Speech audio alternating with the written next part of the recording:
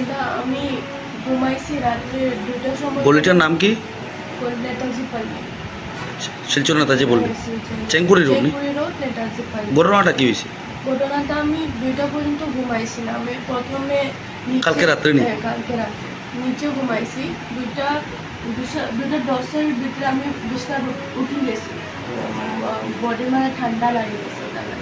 উঠিয়া 10 মিনিটও হয়েছে না, আমার ঘুম গেছে। তখন আচানক আমার খিড়কিটা খুলিয়া আমার গলার দিকে টান মারি, আমার চেনটা মিশে গেল। 2বার টান মারছে, টান মারিয়ে 2বারের তখন আমার চেনটা ছিঁড়ে গেছে। আমি এরকম গলার দিকে দৌড়িয়া মানে পেইন হতাম, এরকম চিৎকার দিয়েছি। পরে আমার সাইডে আমার চেনটা ছিঁড়িয়া নিয়েছে। তখন বিছনা থেকে নামিয়ে আমি চিৎকার দিয়েছি, চুর চুর চেন মিশে যাবে।